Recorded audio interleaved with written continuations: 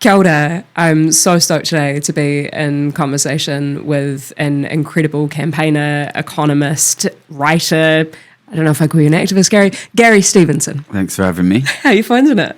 I've been unbelievably busy since I arrived. Yeah, so it's the last event. So I've just finished a five-date tour, 4 in Australia, and the last one was here in Auckland. Mm-hmm. Flying around a lot. Knackered basically. Tons of press. But it's been great. Yes, everyone's been really nice.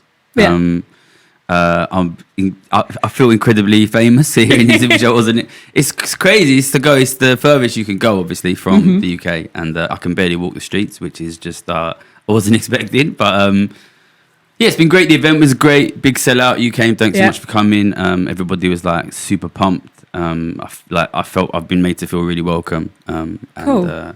It's been great. Yeah. What do you think, have you learned all too much about the New Zealand psyche? Obviously, we talked about this a bit at the end of last year, and I was kind of telling you that my vibe on things, having grown up in this country, is that we, for a very long time, have thought that we are egalitarian, but that's now being met with the reality of growing inequality. We're being confronted with the reality of that in terms of child poverty and homelessness. I mean, is that a sentiment that you've got from people? Well, I mean, I haven't been here long enough to get like a great sense, but yeah, from the Kiwis that I've met over the course of my life and those that I've met since I've been here, and I'd say the same of Australia, really, where I've been for the last 2 weeks. I think like it's a big part of New Zealand, like sort of self-identity, that it's an egalitarian country where sort of anybody can make a go of it if you're willing to get your head down and work. You can make some money and you can get financial security.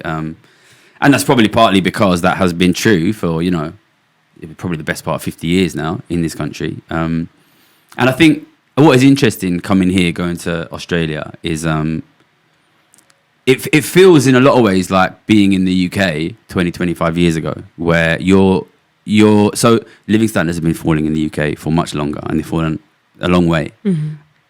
But the first symptom of that increasing inequality was house prices and housing affordability going. And everything else is like downstream from that. So like the first thing that happened is the housing became unaffordable. And I think that is because the rich are getting richer and what they like to buy as assets. So you see assets go up, including housing. And a lot of people initially like that, right? And I would guess you're in that same situation. It seems here, to be the unfortunate loggerheads politically, Like the truth is, now, there's going to be lots and lots of people in this country that are millionaires now because of the value of their home, who never expected to be millionaires. Just ordinary people who've worked ordinary jobs. They might have seen themselves and have even been poor for most of their lives. Suddenly they're millionaires. And when that happens, you get, I think, this kind of, in a sense, I don't want to be overly poetic, but the soul of the country has to have a little wrestle with itself, right? Mm-hmm. Because on the one hand, everybody wants to be a millionaire, right? And we're really happy, and the house prices are going up. But, you don't have to take many steps back before you realise the obvious consequence of, an apartment in Auckland or a house in a lot of places of the country being, $1 or $2 million is that the kids can't buy homes. And that, really, really goes against this egalitarian ethos, but not just the egalitarian ethos, also this kind of have a go ethos. Also this anybody can make it. In Australia, they call it fair go. You use that here? Yeah, we kind of do. We used to have a show called Fair Go. Yeah. So it's this idea that everybody can have a crack if you get your head down. That's being challenged. And but it's these two conflicting emotions, right? Which is one happy days, I'm a millionaire. I want my stability. Yeah, and the other is but what does that mean? Number one, for my family, for my kids and my grandkids who can't buy homes. And number two, what does it mean for the country?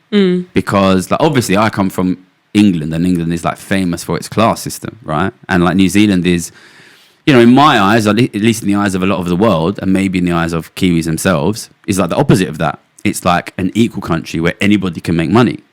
But now, with those house prices, it's no longer true, right? Mm-hmm. Yeah. So I think it's an interesting time to be here. And I think the big point that I would like to make is, what are the long-term consequences of those house prices? Because obviously, coming from the UK, I think in many ways, economically, in terms of the development of the economic crisis, living standards crisis, we're kind of 20 years ahead of you. And I can tell you where that goes, right? Which is when the house prices go up, rich people who have big pensions, they can give those houses to their kids. But poorer people and more middle class people who maybe don't have massive pensions, they need to release the equity in those homes to pay for their retirements and their end of life care, and maybe to help their kids who are struggling because, you know, they don't have much, they can't make ends meet at the moment. So what that means is the rich people keep their homes and the poor people lose their homes. Mm-hmm. And then what happens is you create basically an underclass. Mm-hmm. You create a non-property owning underclass that have to rent their whole lives, that can never accumulate wealth. And that very much feels like it's happening at the moment. I mean, you've kind of put your finger on a few different things. One is I have sat for the last 5 years on ostensibly the most powerful committee in Parliament called the Finance and Expenditure Select Committee. And we have time and again kind of challenged particularly the Reserve Bank, our central bank, on how they quantify house price inflation and the projections that they make from that, particularly during the COVID period. But they kind of landed on what they thought was a good KPI, a good key performance indicator for the Reserve Bank, that being sustainable house price inflation, and obviously monetary policy influencing that.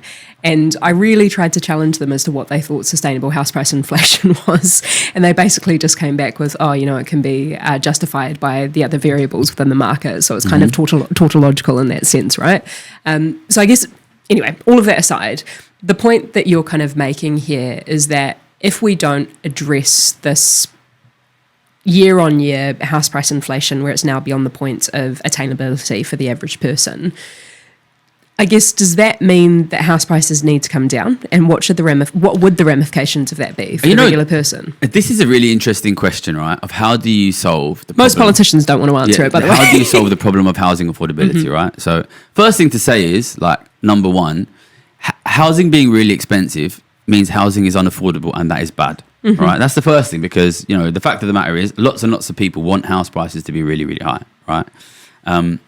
Housing being unaffordable for working people is bad, because if housing is just to make it really obvious, if housing is affordable to workers, then as long as you work, you can own a home. And in a country, because most people are usually able to work, if you have an economy and a country where any worker, if they work, can buy a home, then you're not going to have much homelessness, and everyone's going to be able to afford a home. Most people, because most people can work, right? Once you have extremely expensive housing, then basically whether you own a home or not is a totally a function of what family you're from and what parents you're in. So, and I've used this phrase before, and people maybe think it's a bit dramatic. What that means is capitalism finished, right? Like, because for me, I think I view capitalism as a society in which if you work, you can make money and you can buy assets. You can buy a home, and there's a degree. That's the basic premise. There's a degree of meritocracy, right? But basically, you're going to move towards, what Europe was like in the sort of before the 20th century, where if you have parents who are rich, you can own assets, and if you have parents who are poor, if you're born rich, you die rich. If you're born poor, you die poor. This kind of thing, and that's bad, right? Okay, so let's assume we want to change it. You don't want housing to be unaffordable. The obvious thing is house prices come down, but obviously house prices coming down, especially if they come down a lot, and if you want to restore the kind of affordability of the 70s, the 80s, the 90s, house prices would have to come down massively.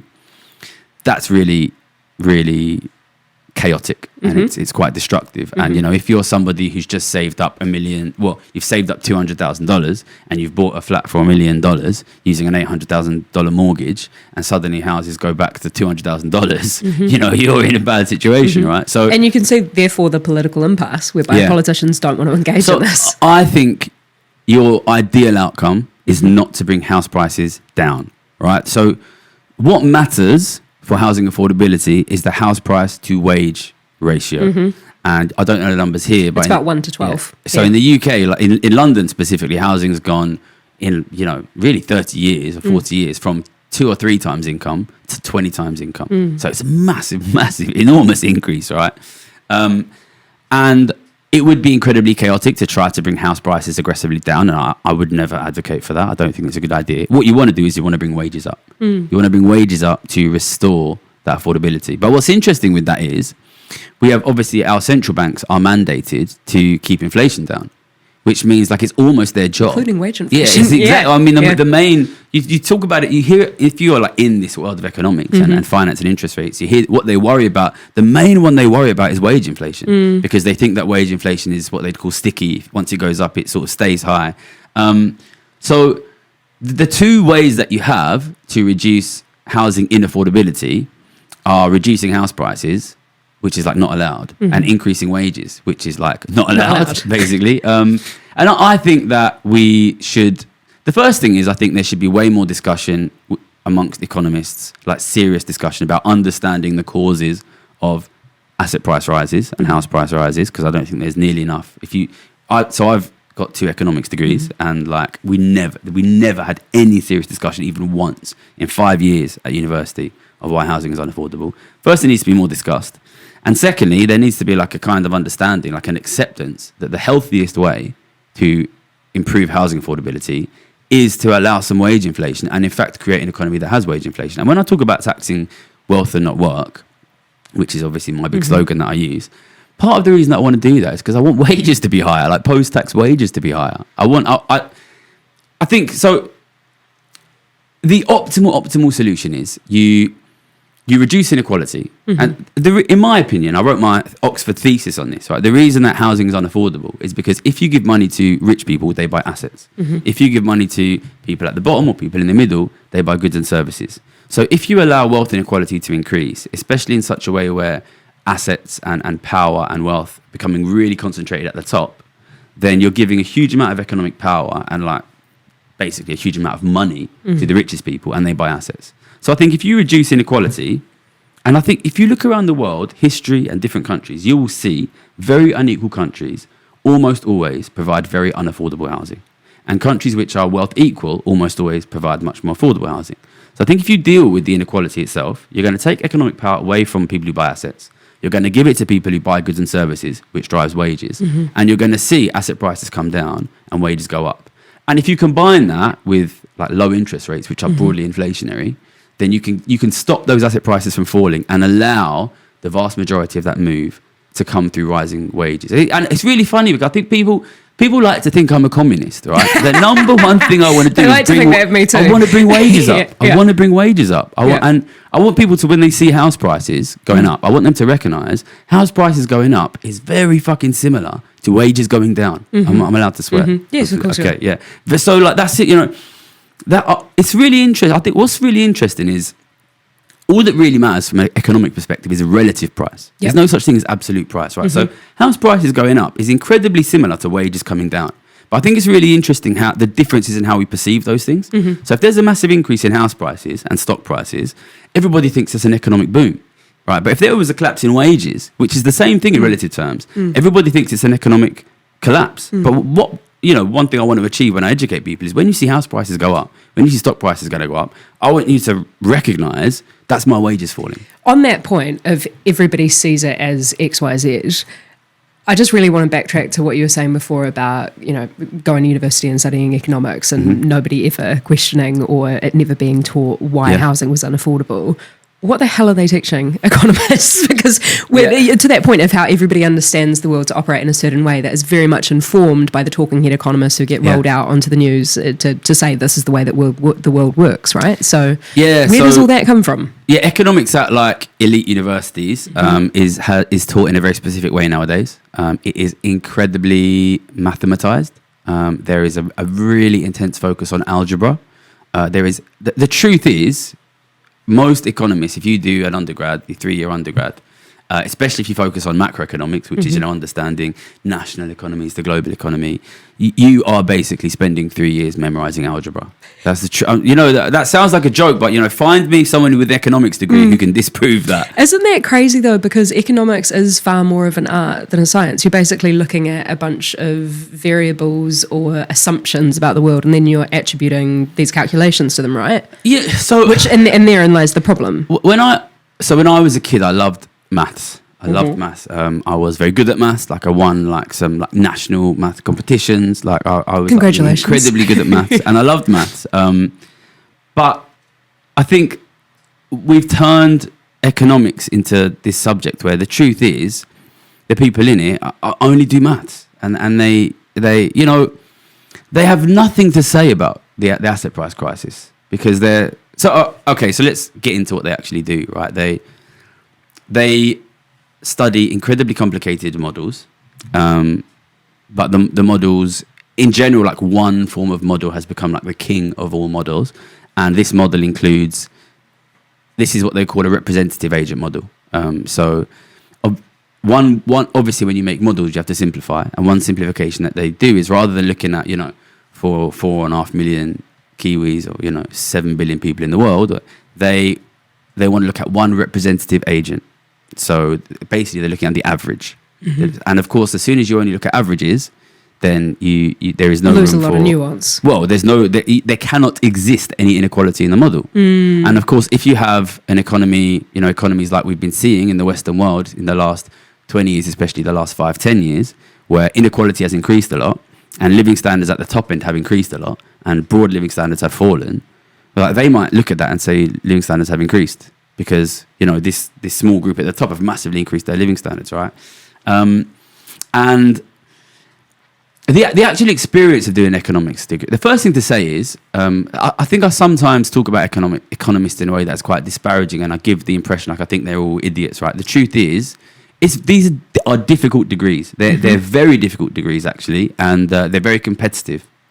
So, these guys are studying really, really hard, and they don't really have, unless you're like super, super, super, super smart, you don't really have the space to start asking like big questions about these models, because you're going to fail your exam if you don't spend like, I was at Oxford in my masters. These guys are doing 100-hour week is nothing to them. They're like locked. They never leave the library, right? They're just memorizing algebra. And if you do not memorize algebra for 100 hours a week, you are not going to get good grades, right? So imagine if you take like an elite track, you're going through these elite universities. Obviously, it's a lot of very competitive kids at these universities. You do your 3-year undergrad, head down, memorize. And if you want to get into so most people will then leave and go into finance, but then they're out of the conversation. They're not in the political conversation. They're not in the media conversation. They're in the skyscrapers. They're making money. Yeah, exactly. So if you want to be in the conversation, you've got to take a master's and you've got to take a PhD and you've got to take a postdoc, so you're talking about really 10 years of very competitively memorizing algebra against other people who are trying to beat you in an incredibly competitive discipline. So if you think about this environment...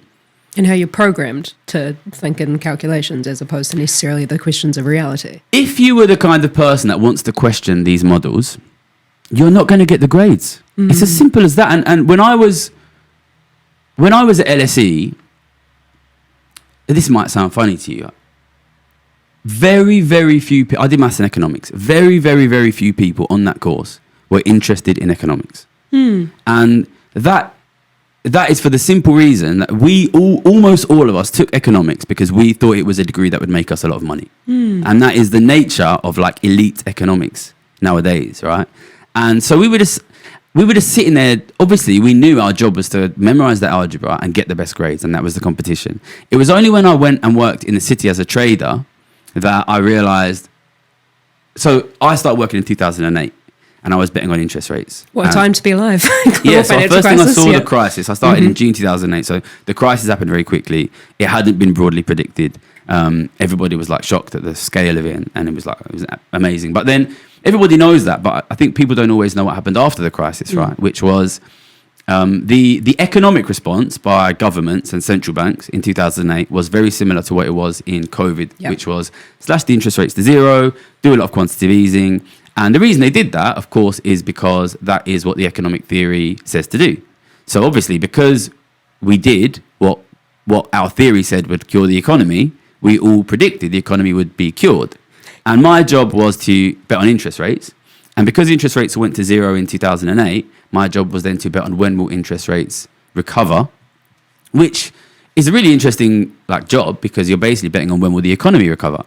And because interest rates had been cut so much, all the economists were predicting a big recovery in 2009. That didn't happen. And then in 2009, they were like, well, maybe it was just a bit too serious. It will happen in 2010. It didn't happen. And then in 2010, they said it happened in 2011. It didn't happen. And actually, if you look at the history of this, right, this broad prediction of interest rates, broad prediction of the economy, in the UK, economists and traders in financial markets predicted interest rates would normalize every single year from 2009 to 2020.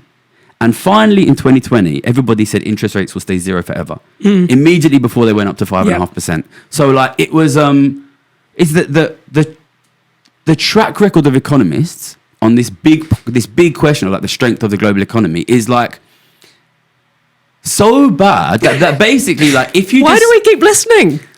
I mean, that's a good question but you know, the problem you have is so as a trader, I went to work as a trader, you know, and I saw, you know, this long track record of bad prediction, and I basically came to the conclusion that like our economists, I don't think all of the work we've done, all of the study I've done and all the work I've done is like totally useless. But like I will, to be honest, I will hang my hat on. I think modern economists, by and large, are a bit rubbish. To be fair, right? And then because their predictions are wrong. That's how they're taught. As well. But the big thing is these guys. So I think this captures it, right? So you know, I worked through this financial crisis, and then I made my money by betting that the economy will stay weak and interest rates will stay zero. And I had an awful lot of success with that, and I made an awful lot of money. And then I quit my job and I went to do a master's, and I did a 2-year master's in economics at Oxford. And like, so mainstream economists are obsessed with interest rates, which is why whenever there is a crisis nowadays, you know, you look at 2008, you look at COVID, or like any economic crisis, or you know, even now, like the war in the Middle East, what's the response going to be? Interest rates. So economists nowadays, they fucking love changing interest rates. They think that everything can be solved by having the right interest rate. Might have something to do with 40 years of state regression and the economy. For them, it's just interest rates. And so we had the lecture on obviously interest rates, first macroeconomics lecture. And that was like what I'd made a lot of money trading. And I stayed behind after the first lecture, and I spoke to the professor, and I just said to him, why do you think we have been so consistently mispredicting interest rates for the last, that would have been 2017, so whatever, 10 years? And he said, no, we always knew interest rates would stay zero. That's what he said. It's 2017 rates in the UK have been zero since 2008. This is like categorically wrong. Like if you look at the historical predictions, you can see like at no point, and even then in 2017 when I was talking to him, they were predicting rates were about to go up. So like I couldn't, this is, you know, macroeconomics professor teaching interest rates at Oxford University, when asked why have we predicted these so badly, thinks that they've predicted it right. It wasn't even aware. So what you have here, you know, and I couldn't believe it, and I was like, I didn't know what to say. I was like, no, that's wrong, you know. And he's like, no, we always said rates will stay zero. So I was like, all right, I'm going to go home. I'm going to send you the data, and you're going to see that you've spent the last 10 years predicting rates are about to go up. And I went home, I sent him the data, and he was like, oh yeah, you're right. That was it. No conversation. So like the situation here is, right, these guys are so divorced from reality. So they pay so little price for being wrong that they are unable to know that they are wrong. They're so bad that they are unable to recognize that they are bad. And it's but of course you have the problem that anyone with sort of like an ounce of practicality, well, not everyone, I shouldn't say that, because there are good people, you know, Thomas Piketty and Gabriel Zucman, they're economists who stay in economics, but the vast majority of like practical economists who really want to like challenge the status quo, or, to be honest, even they all go into the city. They all go into the city. You know, when I worked. By which you mean into finance? Yeah, sorry, in London we call it city. Yeah, they all go into finance. They all go into trading. So, and then in trading, and this is the thing I miss most about trading, right? So, you know, I started to bet very aggressively that the economy would be like shit forever in 2011. And when I first started saying that, like people thought, and why did you think that was going to happen? So I'd seen that we'd mispredicted everything for a long period of time, and it was obvious, in my opinion, by 2011 that something was wrong in our understanding. Like cutting rates to zero was supposed to work, and quantitative easing was supposed to work. All of these things were supposed to work, and they were predicted to work, and they didn't work. You know, and that continued all the way to 2020. But like it was obvious even in 2011 because you've had 3 years of this misprediction. So at the time, so I was really lucky. It's the stories in my book. I was lucky.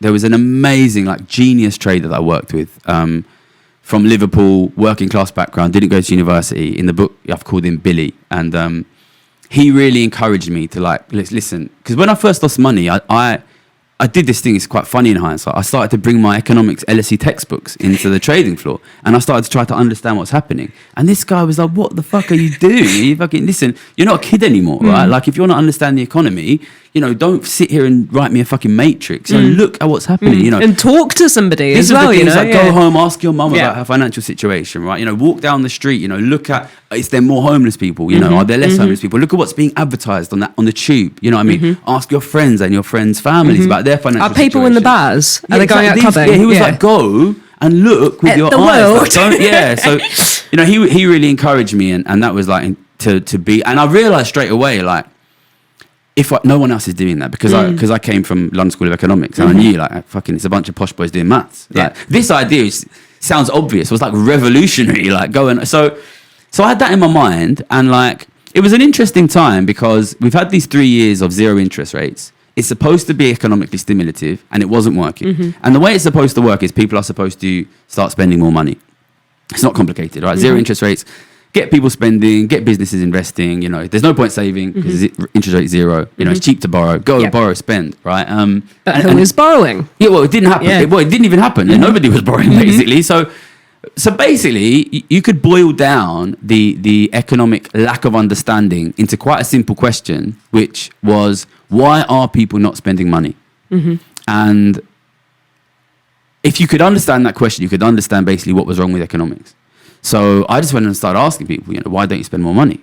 And again, it's funny in hindsight. So, you know, I grew up poor, but like, I got quite a good job when I was like 21. So I was never poor as an adult, and I always had money to spend. Like, and it was up to me how much money I spent. You know, it's a choice I could make. But when you ask other people, people just think you're mad, right? Like, what are you talking about? Like, it's money in, money out. I'm running out of money before fucking payday comes. Like, there's no money, right? And everybody was saying that, right? So, but it doesn't make sense in a way, because, you know, governments are throwing all this money into the economy. You know, interest rates are zero, but also governments are running a massive deficit. You know, all this money is getting thrown in, and yet people are saying they don't have any money. And I was like, doesn't seem to make any sense. But then when you looked at the financial situation of like my friends and their families, so this is in 2011, I was 24 years old. What I saw then was my parents' generation, like regular, like mid to low earning working people owning homes. So what you see is like ordinary people owning wealth.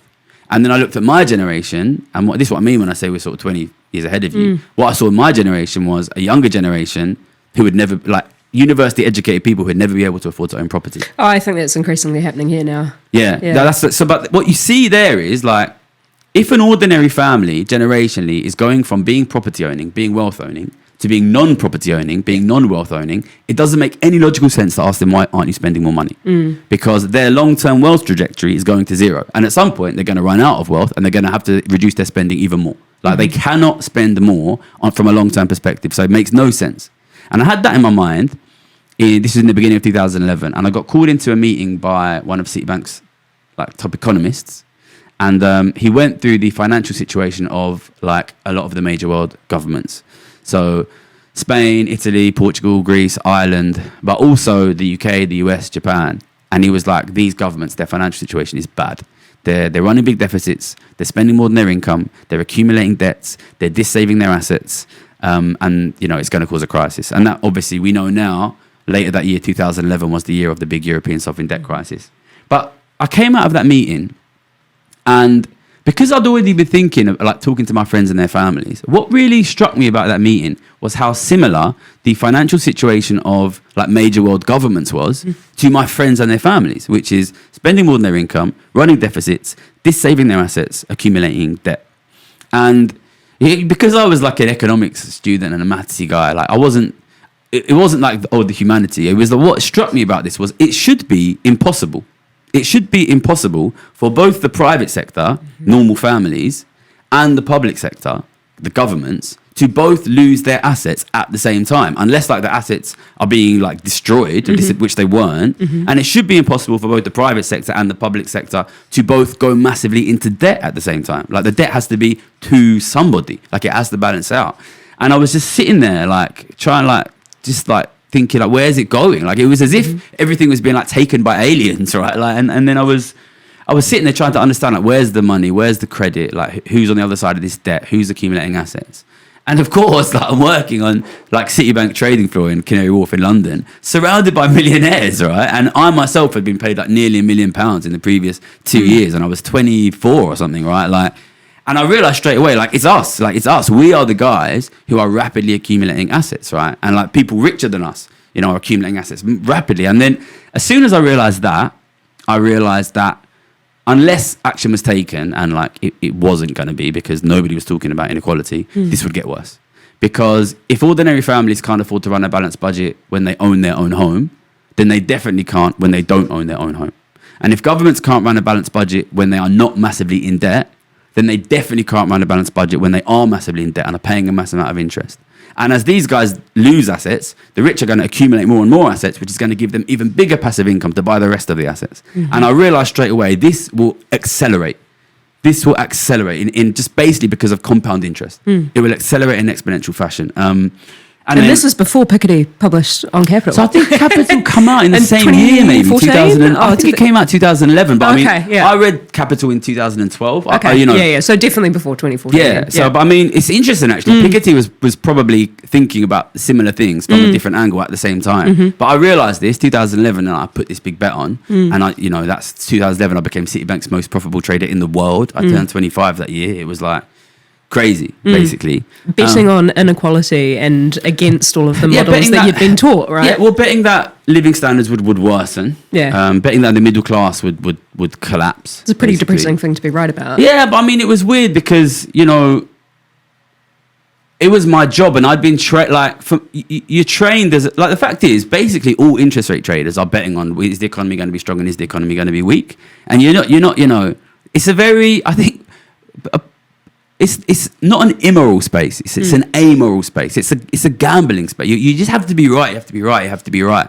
So when I first put the bet on, it was very much in that science, sort of like maths brain, like what's right. You see this sometimes when you hear the way that, like, the AI kings of the world talk about it. They make these like horrific, terrible predictions for humanity, but they're so maths brain about it that they never step back and be like, oh, these are the consequences of my actions. Like, they just think, oh yeah, we're going to destroy humanity. But that's somebody's got to do it. Somebody's got to do it. If I don't do it, the next guy's going to do it. So I bet on that in 2011. I bet on that in 2012, and I mean that's like, I guess, like the genesis of all the work that I do. But then I mean it's gotten worse and worse and worse. And then at the beginning of COVID, like, so I quit that job and I worked for a think tank, and then I went and did the masters, and I didn't start doing anything publicly until 2020 when COVID happened, because I could see you knew governments were going to give a huge amount of money out, and because I'd made my money, like, I genuinely think even still today you can make a ton of money just by simply understanding that inequality affects the economy and affects living standards. Because when something like COVID happens, the UK government gave out £1 trillion, which is that's the total government deficit since the beginning of COVID, which is £20,000. Was that 44,000 Kiwi dollars? We saw $1 trillion wealth transfer here per the breakdown of economist Bernard Hickey. Yeah, enormous amounts of money were given out. And nobody at the beginning of COVID asked the question, who ends up with that money? How does that affect distribution? Well, that's funny that you raise that, because actually there was an official information at request from a journalist called Thomas Coughlin, who was sitting in the press gallery here in New Zealand.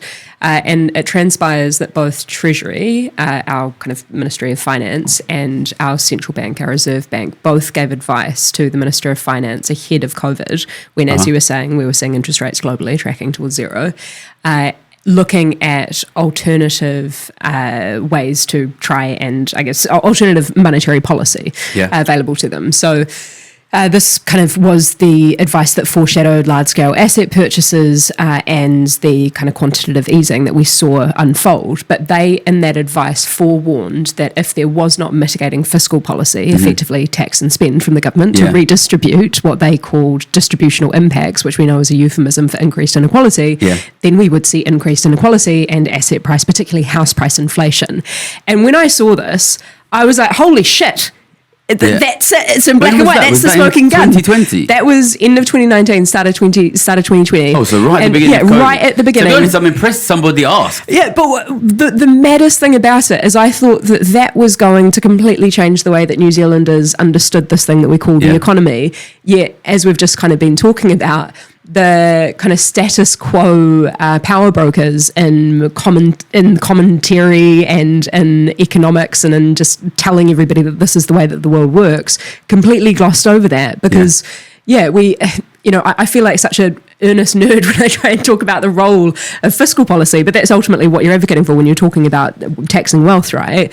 But we have so normalised for the past 40 years that governments just don't do things. They take their hands off the wheel and they go, interest rates are going to sort it out. So they hand it over to monetary policy. Yeah. And we know that monetary policy is a blunt instrument. Yeah. And we also know that the poor are the ones who end up being bashed regardless of whether those rates are high or they're low. Yeah. And we see this wealth transfer simultaneously. So yeah, I kind of come back to this really basic question of why is it that there is still such a stranglehold on the narrative or the norms that people see presented to them on their TV screens and in their radios when they see, as you've just been talking about, that that's not their reality, but they're still told that, this growth or whatever is on the horizon and it's somehow going to be our salvation.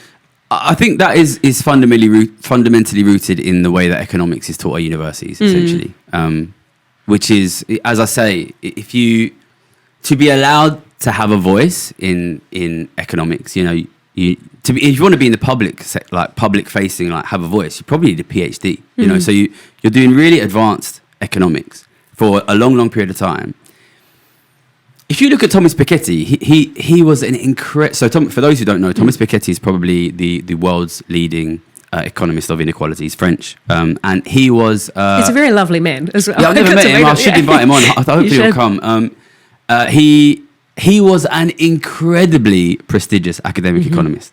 I think he won the prize for best PhD thesis in the whole of France for his PhD thesis. An incredibly prestigious, high-performing academic, and he didn't become prestigious by doing inequality work because there's no I don't think it's possible in modern academic economics to become successful by doing inequality work. He did this kind of hyper brain 4D math stuff that you have to do to be successful in economics nowadays, and it was only once he became incredibly successful that he then pivoted to inequality because he could. So I think this is he was so successful as an academic economist that and since he pivoted to economics, he's been, attacked massively by the establishment, and it probably has, obviously it's helped him become a public figure, and it probably helps him sell books, but it's really hurt his professional standing, basically. And that's just, the way that economics is nowadays, you're basically not allowed to do inequality. So I did an undergrad at LSE and there was no inequality in it. I wasn't really interested at the time. But then I went back and did a 2-year master's at Oxford. So first year is, what they call micro, macro, and econometrics. But the third year is all optional modules, right? There was not a single optional module available to me that discussed inequality. It's just not there. It's just not. And of course, there'll be economists it is there. You know what I mean? It probably exists in some random left university in some place. I did a 2-year master's at Oxford, and it was not possible for me to study in any way inequality. And they'll keep saying to you, if you want to do inequality, you've got to do a PhD, or if you want to do inequality. But they told me the undergrad, you've got to do the fucking master's. So if you're not doing inequality, what are you looking at? Algebra. I'm sorry. So it's not even productivity. There's it's not a even real aggressive focus on algebra, and it's the main focus on monetary policy and growth in macro. I would say that has been.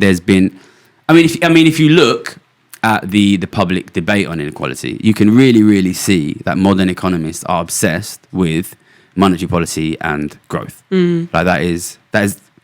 But then off the back of that, as we were also just discussing, that algebra also then tends to produce the wrong or the consequences or results that don't actually map to reality. So it kind of then begs the question of what the value. For them, right? Yeah. This is the thing. So this frustrates me a lot, because when I was a trader, I said the economy is going to collapse, and everybody thought that was wrong. And when you're a trader and everybody says you're wrong, you can force everybody to take their fucking wallet out and put their fucking money on the table. And at the end of the year, the winner takes all the money, and everybody has to accept that fucking that guy was right. And I did that, and it's so fun because at the beginning of COVID, the reason I started my YouTube channel, I saw inequality was going to increase. Like if you were to ask an average, if we were to pull some punter off the street and say, hey, imagine we paused the economy for 2 years. And in that period where we paused the economy, we massively increased inequality. We massively transferred wealth from the government, from the middle class, from the poor to the super rich. And then we unpaused the economy. What do you think would happen to living standards? You wouldn't have to be a genius to say, well, probably living standards at the top will increase and living standards for everybody else will decrease, which is exactly what happened during COVID, right? But these guys, there's no punishment. This is the thing that drives me mad. So there's people even now saying, oh yeah, Gary did predict. So I put this video out predicting cost of living crisis, inflation crisis, house price crisis, stock market, massive increase in stock market prices, massive increase in gold prices, government austerity. I predicted all of these things June 2020. I was writing that in March 2020, right? And there'll be people now saying, oh yeah, maybe his predictions were right, but he was just lucky.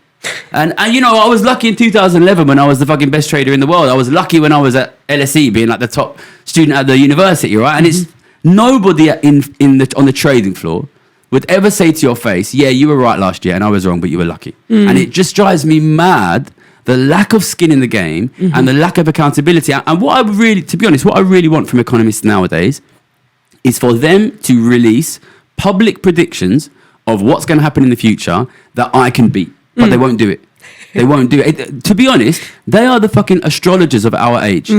Because they never make anything other than the vaguest of predictions, and they never allow themselves to be challenged on their predictions. And can you imagine how frustrating it is for me, right? To bet every year on the collapse of our society, while economists say next year things will get better, and every year they just say you were lucky. I mean, what you're kind of pointing to is exactly why so many people have lost faith in the system. Yet somehow the system continues to perpetuate itself, and these economic commentators wheel themselves out and say, don't worry, trust us, we've been wrong time and time again, but everything's going to be all right. And that kind of sits hand in glove with the situation that so many politicians have been telling people successively, that they're going to keep their hands off the wheel, do nothing about growing inequality, don't worry, it's going to get better, let's just bank on these notions of growth and productivity. So let's unpack those two things then, because I think you've got some interesting things to say. So, can we grow our way out of inequality, Gary Stevenson? I think growth is like the Om of our age. like it's the Om of like politics and economics. Like people think if they say this magic word like again and again and again, the economy just going to improve. It's the animal spirit. So we had the Labour win is about a year and a half ago in the UK, and the whole thing was we're going to grow, and they released this poster which was like a picture of Great Britain and overlaid over the top with the words like growth, fading out to nothing as you went down the poster. And it was just like, if aggressively focusing your economy on growth worked, living standards would not be fucking collapsing across the Western world. This is what basically every single government in the entire West is doing, right? Aggressively focusing its economic policy on growth. And yet my dad, 30 years ago, could work for the post office for 20 grand a year and buy a house. And now you've got a couple, both with advanced degrees, that will never be able to have a family. Things are obviously getting worse. And these guys, what drives me mad, but the thing is, of course, if I'm correct, obviously I believe I am, that what we have is a crisis of inequality. Crisis of inequality doesn't hurt everybody. It's actively good for the top 0.1%, 1%, even the top 5% often. How many people are there in this conversation about the way we are managing our economy and the way we should manage our economy, whose families do not come from the top 5%? When we talk about top-level politicians, top-level economists, top-level academics, top-level media journalists, top-level central bankers, in the UK, that conversation, you'll be lucky if you find one other person in that room that is not from a rich background. And they're sitting there saying, don't worry, the economy's going to grow. Just trust me, bro. I've been calling it let them eat growth, because that's what it's like, right? Like people come out here and they say, listen, in the UK, genuinely now, half of the people in my city in London in winter struggle to simultaneously feed their kids and turn the heat on. That's where we are. And then these guys on the TV say, oh, things are going to get better next year. But the thing you need to understand is For them, it is getting better. It never stopped getting better. It has been getting better consistently, right? So when they say things are going to get better, they are getting better for them. And this is why I took this pivot from, when I first wrote my first article in 2020, I was writing for The Guardian, I was writing for these broadsheet newspapers. The reason I pivoted to YouTube is because ordinary people don't read the fucking Guardian, right? They're on YouTube. And that's where they're getting their like understanding of economics and politics is from social media, from YouTube, from Instagram. And I don't want to be talking to a class of people who are actively benefiting from the growth in inequality when I'm asking them to reduce inequality, because why the fuck would they? I want to talk to the people who are actually going to struggle to buy a house, whose kids are going to not be able to afford to have a family, who are struggling to put food on the table, right? So that is where the ordinary people, and the message I want to send to people who might be like listening to this or watching this is, if you think, I know things are getting worse, but it's not my job to fix the economy. It's not my job to fix inequality. That's the job of politicians. That's the job of the Prime Minister. The message I want to send to you is, well, they're not going to fucking fix it. And it's your kids who are going to be in poverty. So whose fucking job is it to fix it? It has to be the public. And that's where you also, I think, really just emphasise the point that people should not take the word of those who are effectively actively screwing them over, laughing their way to the bank, the notion from those people that there is no alternative. Very clearly there is an alternative. So your theory of change is to educate people and to have people understand this stuff, right? Yeah, I think the only reason governments are able to get away with this bad policy is because people for a long time have been told that the pain is temporary and things are going to get better. Or that this is just the way things are and that there is no alternative, right? That is unavoidable. Or that the government's broke and therefore we have to privatise more of our assets, which then in turn end up increasing the wealth of that 1% that you were just talking about. The truth is inequality is changeable. If we look at... Okay, so let's take a few steps back and look at the big picture on inequality. I think it's important, for a young country like New Zealand to recognise, right? Inequality is low in the West by international standards, and I'm talking about wealth inequality, not income inequality. So it's about who owns what. So, in Western countries, Australia, New Zealand, Europe, UK, America, you have this big property owning middle class that own like quite valuable property. And then you have this like chunky wealth owning middle class. That is not normal. If you go to, most countries in the world, most of Africa, Latin America, Middle East, most of Asia, you do not have a big wealth owning middle class. The wealth is like owned by a small elite. But also, this is the case for most of European history. So, it was only 100 years ago that wealth inequality in my country, the UK, was tremendously worse. Like enormously worse. And I think history and the world today tells us that if you do not take action, capitalist economies tend towards extreme inequality. And that is why, when my grandma was born in London in the 1920s, obviously at that time, the UK is, the richest country in the world. It's just after the Industrial Revolution, massive increase in productivity, tons of economic growth. And how did it benefit your average Londoner like my nan? She grows up in desperate poverty in London, the richest city in the richest country in the world. 3 of her siblings die of tuberculosis, a disease of poverty. So what that shows you is, no matter how much growth you have, no matter how much productivity you have, if you don't deal with inequality, living standards for average people will be terrible. But what my grandma's life also teaches us is that it can be changed. So in the single lifetime of my grandma, she didn't do it all herself, obviously. We moved from this situation where your average British person lived in desperate poverty in an incredibly wealthy country to the kind of world that my dad grew up in. My dad was born in 1957. And he was able to work, as I say, for the post office. He worked for the post office for 35 years, 20 grand a year. You can buy a house, you can have a family, you can have 3 kids, you can have a pension, you can have a retirement, you can have financial security, you can go on holiday, This is not normal, right?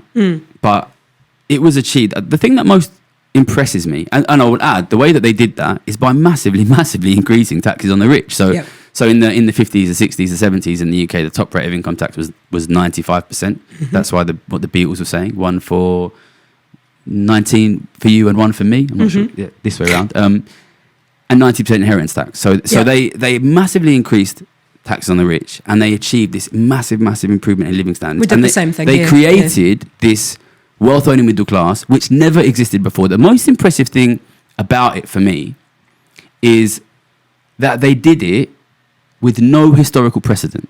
So, we're sitting here now and we're watching basically the disappearance of those things which that generation fought for, and well, to be honest, it was successive generations fought for and won. We're starting to lose it now, which is good quality housing, good quality healthcare, good quality education, food, affordable food for everybody, your leisure time, university access. So we're seeing all of these things go.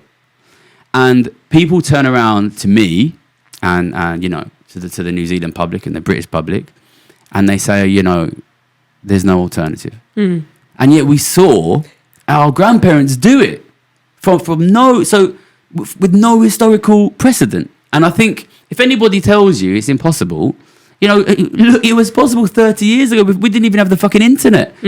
This massive improvement in technology, this massive improvement in productivity is combined with massive increase in top 1% wealth, massive increase in top 1% living standards, and ordinary living standards fall. This is not rocket science. And this is in the context of a tax system where ordinary working people pay 20, 30, 40, 50%, and rich people often pay nothing. Like, it's obviously a choice. And who knew that? Fucking Margaret Thatcher knew that. Ronald Reagan knew that. And the people who gave them their Roger ideas, Douglas, they knew that. Yeah. These people knew that if you change the tax system, you will change the distribution. And if you want to change the distribution back so that ordinary Kiwi families are able to once again own significant amounts of New Zealand's wealth, you've got to change the tax system back. He says it's no more complicated than that.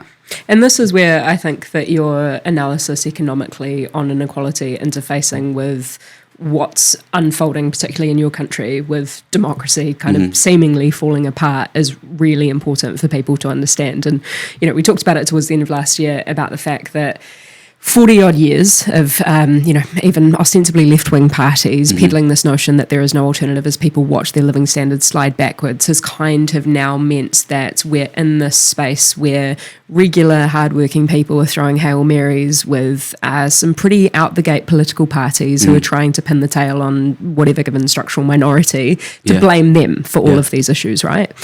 I guess, what's your read on what's currently happening with reform, with the Greens over in the UK, and what is, if it's a cautionary tale, what's the lessons that we can learn here? Okay, so look, I'm not an expert on New Zealand, right, but my understanding is living standards have fallen further and for longer in the UK than they've fallen here. Living standards for your average person have really, really, really fallen a lot, especially in the last 5-6 years, but really it's 20 years nearly of falling living standards now in the UK. And obviously in that period, we've had Labour governments, we've had Conservative governments, and we've got another Labour government again. And the Labour government's basically copying the Tories' homework, right? Well, I mean, we can talk a bit more about that because I think it's interesting what they're doing. But what has happened in the UK, and it's not just the UK, it's across Europe. I think the same thing has happened in the US, is because living standards have so consistently fallen for so long. People have basically lost complete faith in politicians and the political class and the status quo and just everything. And they just think whatever is happening now, it's not working and we want something different. And the political centre in Europe, and especially the UK, which has a political system which kind of protects the centre, have been slow to recognise that. And the public want something new. They want something different. They want change. The Conservatives that's our centre-right party, are phenomenally unpopular. Labour are phenomenally unpopular. Keir Starmer is the most unpopular Prime Minister in the history of polling, right? After just 1.5 years. People want something new. Yeah. People want something new. And I was saying this to you before, right? So there's this Australian ice skater, I think it's Stephen Bradbury. He won gold medal. I think he won a race in the Winter Olympics. And not many Australians winning gold in Winter Olympics. And the reason was he was miles behind, and he was losing to a bunch of Dutch people probably.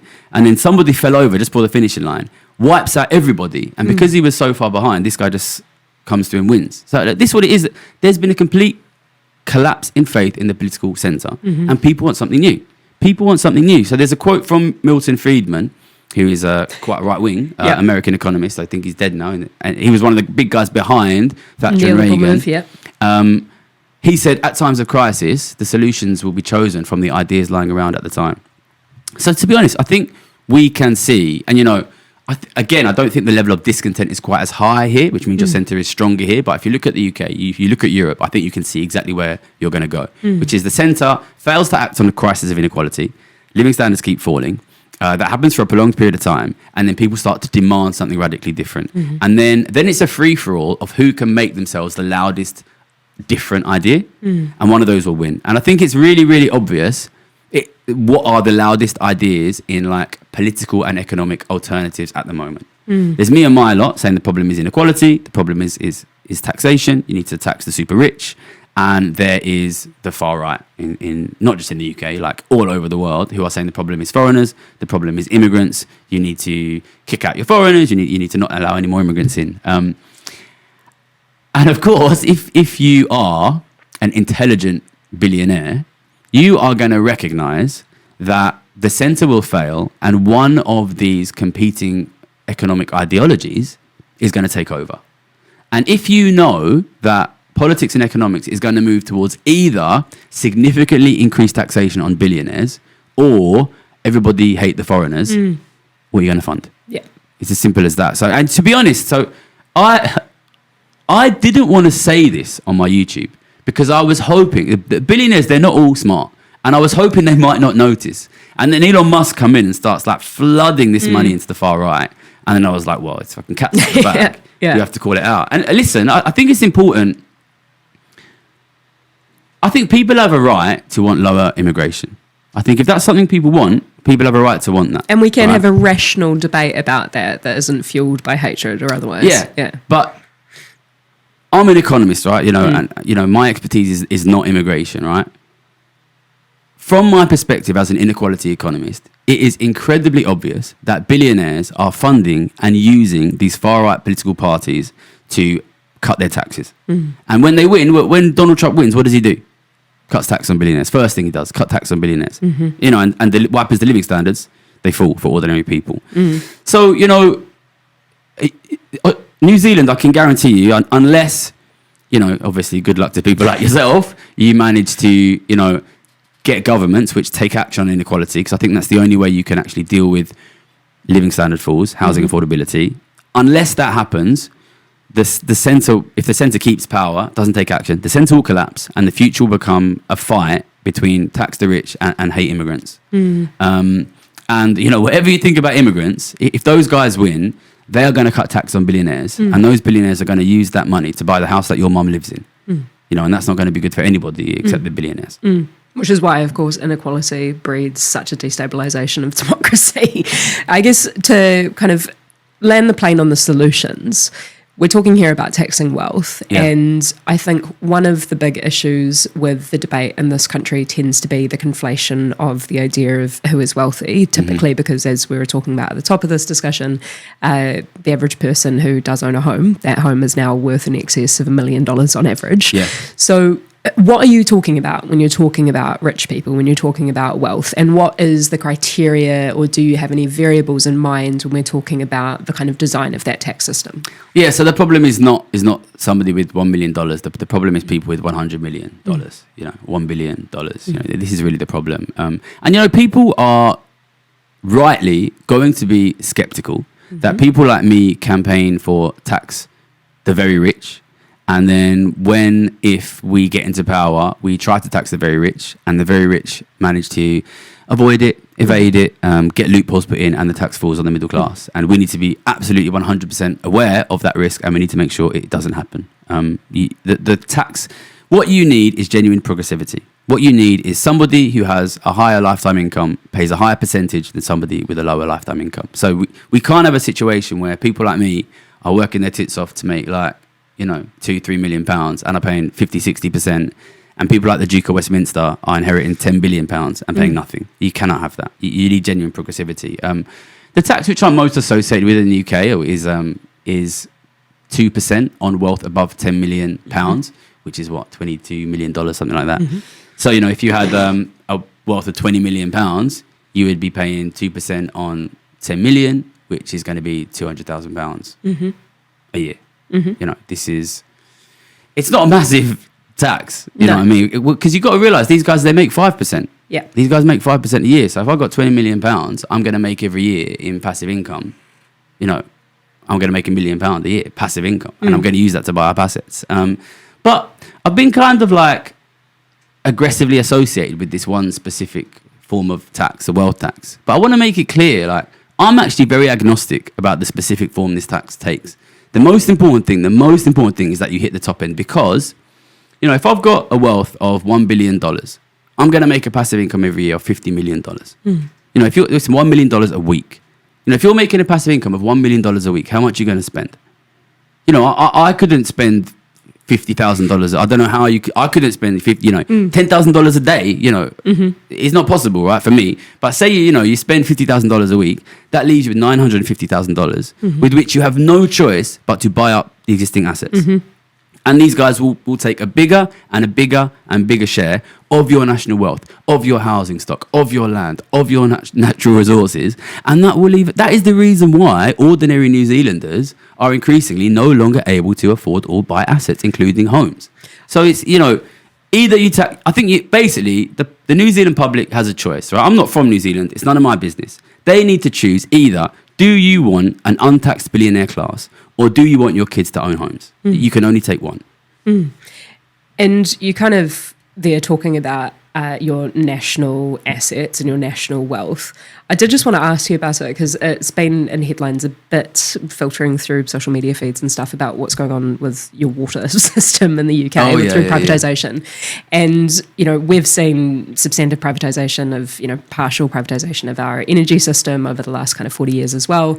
And there are now calls from some of our more far-right parties to privatise more things. Do you have any warnings around privatisation? Yeah, so I mean, the UK kind of took a extreme privatisation path, and we privatised more than other European governments, to the extent now a lot of sort of national infrastructure ends up being owned by the French government in the UK, this kind of thing, because they were so aggressive about privatisation. I'm not adamant things need to be owned by the state, but the good thing about being owned by being owned by the state is at least that wealth is in theory protected and held for the public, right?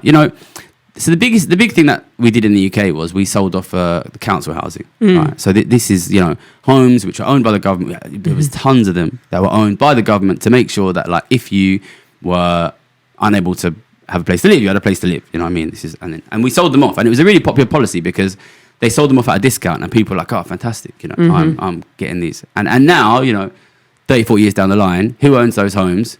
Wealthy landlords, wealthy. So. Do you want your infrastructure to be owned by the people or to be owned by the rich? At the end of the day, what matters to me is the wealth distribution, and I don't think everything. I'm not a classic big state guy, I don't think everything. What I really want is I want your government to be well funded, to have the wealth that it needs, and I want the public to have the wealth that it needs. But if you look at what's happening in Europe, or what's happening in the UK, we privatise all the assets. It doesn't end up being held by the public broadly. It ends up being held by the 1%. You know what I mean? So, whether you do it through privatisation, whether you do it through a larger state, the most important thing is who owns the wealth. Who owns the wealth? And I think you need to be really careful. Just look at what's happened in the UK.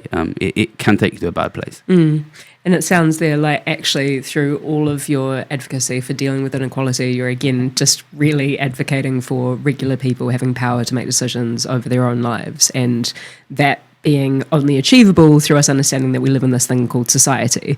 Basically, we actually have to ensure that each other have our basic needs met to be able to participate in this thing, right? It's about power at the end of the... Listen, the reason I care about wealth distribution is because I care about distribution of power. And if you allow all of the wealth to be accumulated by the 1%, then what's going to happen, right? These guys are going to take complete control over your media, complete control over your politicians, complete control over your resources.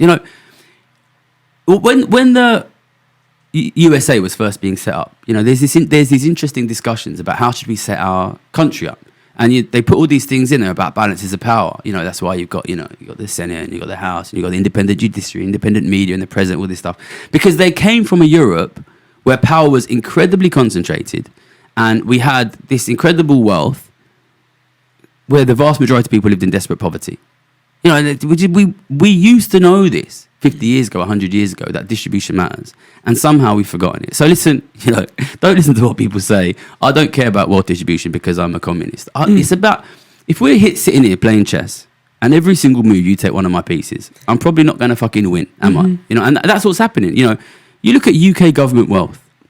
Thomas Piketty, the French economist, did a great graph on this. Since the 80s, UK government wealth has gone from plus 100% of GDP to negative 100% of GDP. And then you get a situation where we have a conservative government that do 14 years of austerity, slashing the state, slashing services, closing youth centres, underfunding the police, underfunding the courts, underfunding the schools, slashing everything, right? And then a Labour Party comes in. The whole reason they're in is to stop austerity. And when they try to stop austerity, the financial markets say no, and they continue to do austerity. This is what happens if you lose control of your wealth and power. This is not some abstract thing. It is about, are you, the New Zealand public, allowed to use the resources of New Zealand? It's as simple as that, right? If you allow the resources, the homes, the natural resources to be monopolised by a tiny group of people, then you will end up looking like people ask me sometimes, what's the future? I say, go to Mumbai. That's the future. That is what an incredibly unequal country and an incredibly unequal city looks like. You have whole families lying on the street, dying outside of luxury hotels. And everybody's living on one side of the barbed wire. That's where it goes. That's where it goes. So the distribution of wealth is the distribution of power. And more importantly, it's about who gets to have a good life. So I can imagine the average person listening to this and just kind of going, okay, I agree with your problem analysis. The system sucks, politics sucks, but ultimately I don't feel, even though I've obviously learnt something from listening to you, I don't feel as though I have any way to participate in trying to change this. What is your message to that person who feels so disempowered because they have tried to potentially just use their vote and it's felt like nothing's happened? So what I want is for the New Zealand public, like the British public, to be absolutely laser focused in their ask. Absolutely laser focused. I will not accept anything other than actively reducing inequality, actively increasing taxation on the very rich, actively getting wealth back into the hands of the New Zealand public. And 100% vote based on that. I think what I want is to reach a situation where if you pull your average man or woman off the street and say, why do you think living standards are falling? The average person says because of inequality. I think if we get there, then the politicians will have very little choice but to give us what we want. And maybe that sounds idealistic, right? And when I started my YouTube channel, maybe it was idealistic. But the truth is, right, so my YouTube channel is very, very popular right in the UK now. And now a majority of voters, even reform voters, our far-right party, even conservative voters, a majority of them support a wealth tax, right?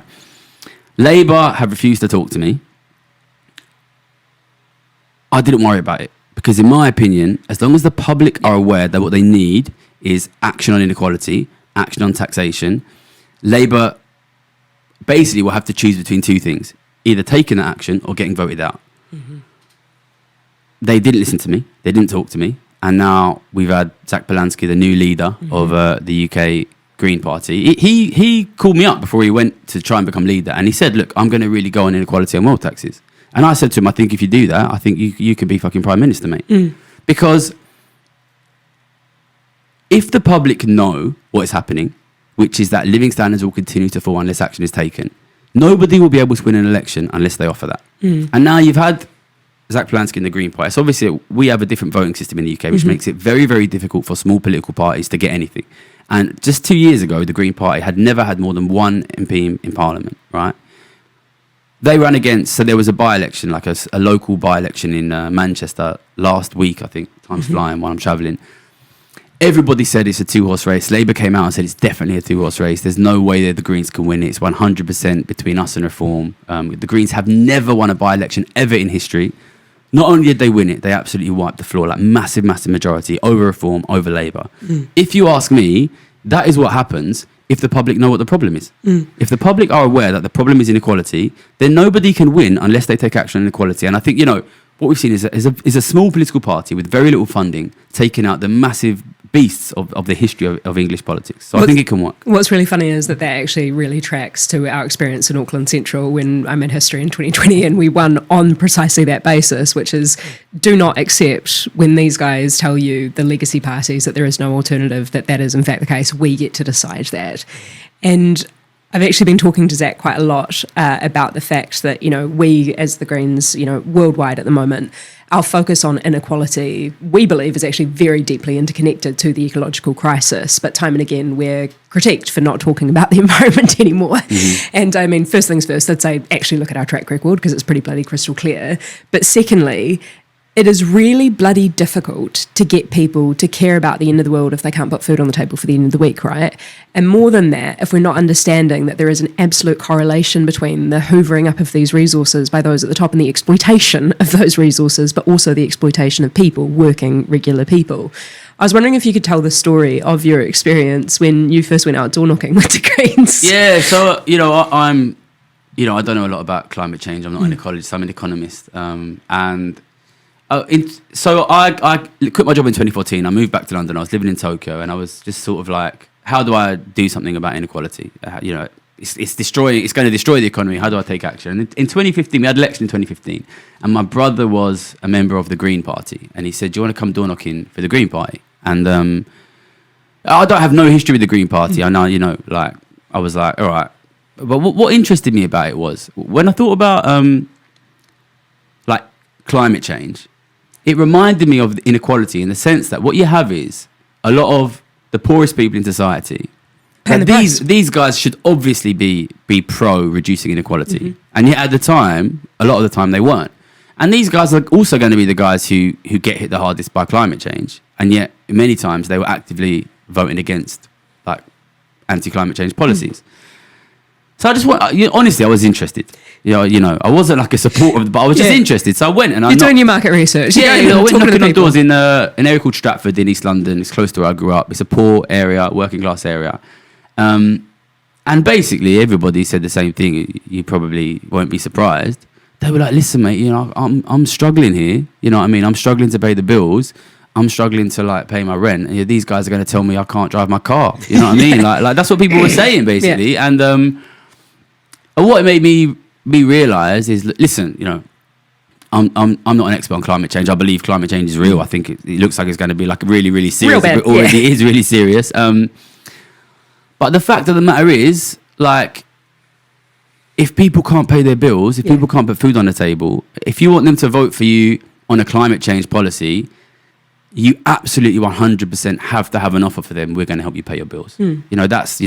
That's obviously going to be priority number one for everyone in that situation. And the number of people who are there is growing every day. Yeah, it's something that Jeanette Fitzsimons, who is one of the founding co-leaders of the party, we have the same system as exploiting people as exploiting the planet. Just finally, Gary, I wanted to ask you about hope. And I'm sure you get asked this question a heck of a lot. And you did previously just allude to the fact that, there was no historical precedent for your grandmother's generation and the way that they then went about just creating something from nothing. Yeah, I mean, is that where you find your hope? The fact that these things have been done before? Or is it in the conversations that you have with regular people? Is it in the experience that you've had with watching the tide turn on people's understanding of this and therefore the normalisation of the conversation about wealth tax in politics? Where do you find that hope? The truth is, when I first started my YouTube channel, it was in June 2020. I was just complaining on my high school. I was writing for The Guardian and shit like that. And I was floating around the political left, and I don't really see myself as a lefty. I don't really identify as a lefty, but obviously I wanted to do something about inequality, and I thought the political left is obvious. These are the guys who care about inequality, right? And I was floating around everybody trying to say, look, listen, why aren't we making videos? Why aren't we on social media? Why aren't we making videos? And I was like, nobody was picking it up. And a mate of mine from my high school, his name's Simran, he messaged back and he was like, why don't you just come around to my house? I've got cameras. We'll just shoot one, right? And I just thought, that's a bit of fun, and we went and we started shooting videos, and I never believed at the beginning really that it would work. But the more we made it and the more it grew and grew, I started to recognize that there's a massive vulnerability here in this system of basically wealth extraction from the majority. Which is, if people understood it, they wouldn't accept it. And it's as simple as that, basically. And it's, what is happening, it has already impoverished, 50, 60% of the public in my country. And that will be 70%, and that will be 80%. And that is just not not consistent with the democracy. You know, but the more it's grown, for a long time, like, I had to be honest. Like, I'm a betting man. You know, my background is I was a trader, and for a long time, my honest truth was I didn't think we would win. But I see now, like, the growth in this, and you know, things like, you know, the victory of the Greens last week in Gorton and Denton. You know, these political parties which have existed for centuries, like, dying in years and being replaced. I guarantee you, we will get change. I guarantee you, we will get change. And seeing people picking it up and seeing people run with it and seeing, you know, other like Instagrammers and YouTubers picking it up, you know, like the Greens in the UK picking it up. I didn't contact the Greens. I didn't say pick it up. Like, they recognised that the public want this and that this is the problem. It's as simple as that. If people understand this is the problem, it will get solved. I think things are going to move so quickly on this, you know, and obviously, you know, going to Australia and coming here and selling out big rooms like on the other side of the world and getting stopped on the street. Like, people want this. People are here for this. But listen, don't get me wrong. Like, it's going to be a big fight, you know. And I think either the centre comes round to this and stops being like so belligerent, or they die. You know. So, you know, and if they die, then wealth tax parties will replace them. And I think that's what's going to happen. I think that this will become a fight between tax the rich and the far right. That is what it will become. And the far right will win elections. They are winning elections. And when they come in, every single time, they will slash taxes on billionaires and they will lead to falling living standards. So, yeah, I think the truth is, you know, I'm not just saying this. I think we'll win. I think we'll win. But it's going to take a damn lot of people, because the other side's going to have all the money. Yeah. You know, what we will have is the people. You know what I mean? So it's going to depend on whether the people are going to stand up and fight for it. But, you know, yeah, you know, our grandparents did it. Successive generations did it. There's a good quote by British politician Tony Benn, where he says, "There's no final victory and there's no final defeat. There's only the same fight to be fought again and again and again. So toughen up. Bloody toughen up." That's what he says. I think I do, you know, you know, and I hope I'll see it. And that perhaps offers us the opportunity to realise that we have so much more in common as regular people than the things that many politicians would throw out there as dividing lines amongst us that would see people fighting amongst themselves, if only for a moment we dared to look up. Yeah, listen, that is going to be the fight. That is going to be the fight. It's going to be... you know, this is. There's nothing new under the sun, right? Listen, the only way that a tiny minority can totally dominate wealth and can totally have all of the good things, all of the living standards, while everyone else lives in poverty, is if the public are divided. It's as simple as that, you know. And you cannot be a student of history and you cannot be reminded the divisive politics that are happening now of what happened in the 20th century. And to be honest, what's happened many times before. This is going to be the question for the British public, for the New Zealand public. Are you going to stand together? Are you going to fight alongside each other to get your fucking homes back, to get your wealth back, to have your fair share of the pie? Or are you going to fight each other while the rich take everything? You know, that will decide who wins. Which is why we fight not only for human rights for the people that we know and like, but also the people who we don't know, maybe we don't even like. Listen, it's the same fucking fight. Yeah. Listen, I don't need to be here. You know what I mean? I'm a long way from home. I come here because it's the same fight. The fight you're fighting here is the same fight I'm fighting back home. You know what I mean? It's the same in Australia. I went around Europe last year. It's the same fight. I don't believe that we're going to win this, the UK, by ourselves. If I did, I wouldn't be here. You know what I mean? If you look at the history of inequality, the only one time we really significantly reduced it and we really significantly created good living standards for ordinary people, we did it together. All across the Western world. We did it together. And, you know, I'm here to ask the New Zealand public to stand up and fight with me again. Man. Thank you so much, Gary. Really, really appreciate your insight, and thank you for travelling all the way across the other side of the world. That's all right. No worries. Nice to meet you. Nice to see you, again. Mate. Again. Yeah.